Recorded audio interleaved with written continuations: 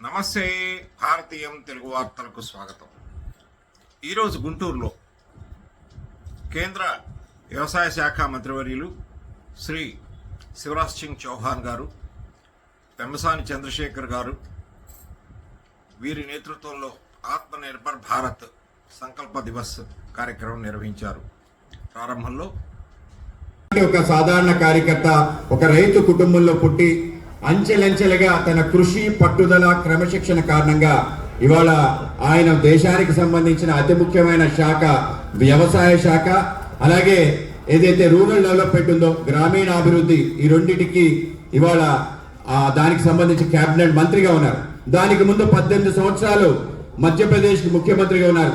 ఆయన జీవితం 1990లో ఒక ఎమ్మెల్యేగా పోటీ చేసి అప్పటి నుంచి ఇప్పటి వరకు 35 సంవత్సరాల పాటు అప్రతిహాతంగా గెలుస్తూ వస్తున్న నేత. మొన్న జరిగిన 2024 మే విదిశా నుంచి ఆయన ఎంపీకి పోటీ చేస్తే ఆయనకు వచ్చిన మెజార్టీ 8,14,000. మీరు ఊహించగలరా? ఎవరికైనా 8,14,000 మెజార్టీ తెచ్చుకున్న వ్యక్తి ఆయన.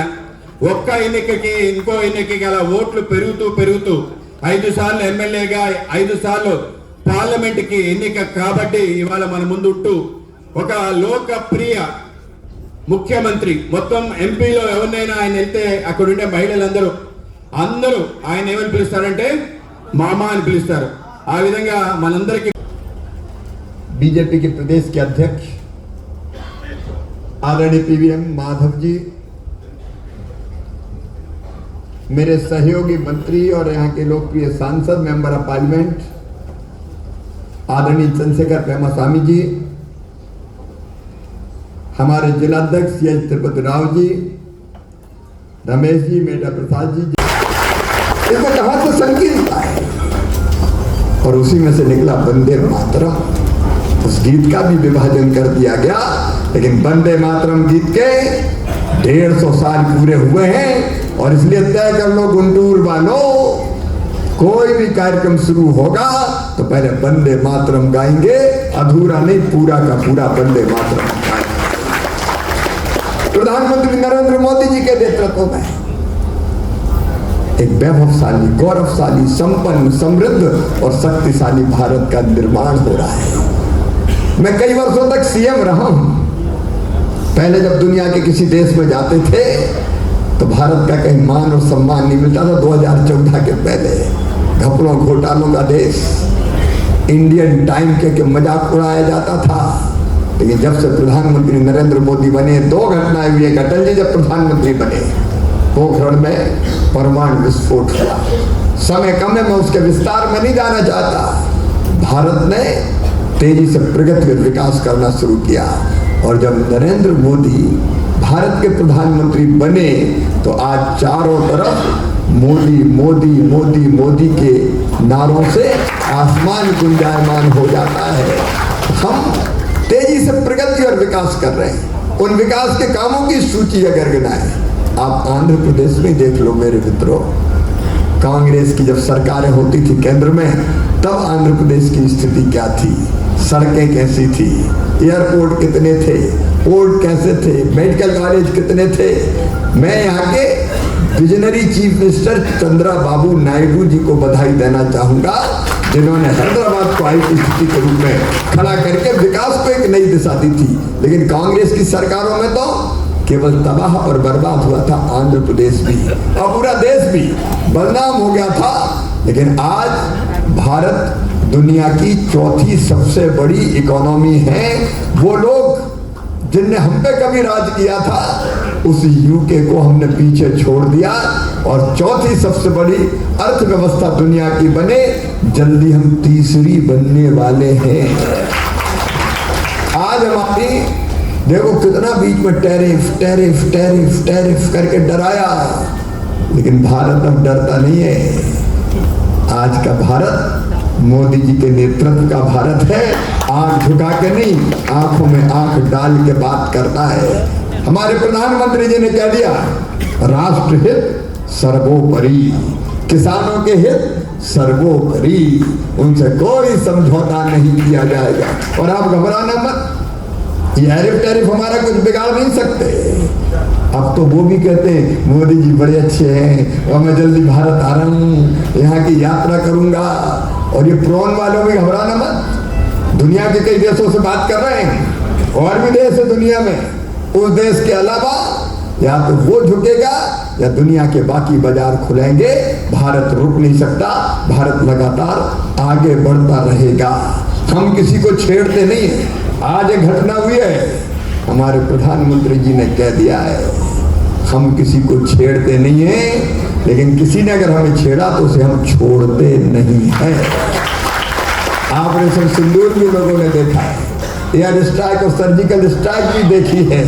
भारत अपने हितों की रक्षा के लिए प्रतिबद्ध है। लेकिन आज मैं एक निवेदन आपसे करना चाहता हूँ। प्रधानमंत्री जी के नेतृत्व में विकसित भारत का निर्माण हो रहा है, आत्मनिर्भर भारत। आज की जैसी दुनिया है, उस दुनिया में हम किसी पर डिपेंड नहीं रह सकते। हमको अपने पैरों पर खड़ा होना होगा। और फिर देखो आप, मंगल के सोम के मून के दक्षिणी ध्रुव पे हम उतरे, मंगलयान अब हमारा प्रारंभ हो रहा है। आज डिफेंस सेक्टर में हम आत्मनिर्भर हो रहे हैं और हमारी ब्रह्मोस मिसाइल दुनिया के कई देश खरीदने में लगे हुए हैं। कुछ दिनों के बाद भारत अपनी रक्षा के लिए जो हथियार बनते हैं उनमें आत्मनिर्भर भी होगा और दुनिया को हम बेचेंगे भी। सेमीकंडक्टर चिप भारत की बन गई है। मेरे पास समय की सीमा है कि मैं एक एक उपलब्धि को आपको गिना पाऊं, लेकिन तेजी से हम आगे बढ़ रहे हैं। लेकिन एक अपील प्रधानमंत्री जी ने की है, हमको अपने पैरों पर खड़े होना है, हर क्षेत्र में आत्मनिर्भर बनना है।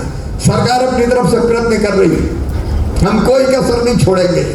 लेकिन मेरी आप सबसे अपील है, हमारे प्रधानमंत्री जी ने भी अपील की है कि मेरे प्रिय देशवासियों, हमारे दैनिक जीवन में जिन चीजों का हम उपयोग करते हैं, चाहे वो खाने पीने की हो, चाहे वो पहनने की हो, चाहे वो गाड़ियों चलने की हो, चाहे वो और कोई हो, हम केवल अपने देश में बनी ही खरीदें। हमारे यहाँ आज हर चीज बनती है। अभी हमने स्टॉल देखे, यहाँ क्या आती है तो वो धुआं निकालती है तो पर्यावरण बिगड़ता है, कितना समय कार्यकर्ताओं का जाता है। आप कल्पना करके देखिए, अगर संविधान में संशोधन करके, जैसा मोदी जी सोचते हैं, अगर 5 साल में एक बार लोकसभा, विधानसभा, असेंबली, पार्लियामेंट के इलेक्शन एक साथ हो जाए तो देश का कितना फायदा होगा, बताओ होगा कि नहीं होगा। और इसलिए इस बात को भी आप जनता के बीच में कहिए, ये बड़ा सुधार होगा देश में और इससे देश की बड़ी सेवा होगी। सचमुच में गुंटूर है इतना अच्छा। आज जो काम यहाँ किया है वाटर सेट में, आपने जो मॉडल बनाया है वो अद्भुत मॉडल है। ऐसे मॉडल आप देश को देते रहिए। और कार्यकर्ता बहनों और भाइयों, मैं 12 सफदरजंग रोड पे दिल्ली में रहता हूँ। जब दिल्ली आए तो मामा से बिना मिले मत आ जाना, वो भी मामा का घर है, मेरा घर कार्यकर्ताओं का घर। अपने पास और क्या है, जो आता है मामाओं से मिलता है, जुलता है, बात करता है, प्रेम करता है। हाँ, लेकिन पता करके आना घर में हूँ कि नहीं तो आप दिल्ली जाओ और मैं गुंटूर में हूँ, तो उतना जरूर देखना पड़ेगा। अगली बार माधव जी जब बुलाएंगे मैं फिर आऊंगा, और 1 घंटा, पौन घंटा नहीं, जितना टाइम कहोगे पूरा दिन देंगे, दिल और जान भी देंगे, क्योंकि आप सब कार्यकर्ताओं के साथ काम करना, अपने जीवन को सफल और सार्थक करना है। बस यही इच्छा है कि अंतिम सांस तक भारतीय जनता पार्टी के माध्यम से अपनी देश और जनता की सेवा करते हुए इस दुनिया से जाएं, अपने देश के लिए कुछ कर जाएं। बहुत बहुत धन्यवाद। मेरे साथ बोलिए भारत माता की, भारत माता की। ఈ వీడియో వీక్షించిన ప్రేక్షక మహాశయులకు మనసారా ధన్యవాదాలు. చూస్తూనే ఉండండి భారతీయం తెలుగు వార్తా ఛానల్. ఈ వీడియో గనక మీకు నచ్చినట్లయితే లైక్ చేయండి, షేర్ చేయండి, సబ్స్క్రైబ్ చేయండి, కామెంట్ చేయండి, బెల్ ఐకాన్ నొక్కడం మర్చిపోవద్దు.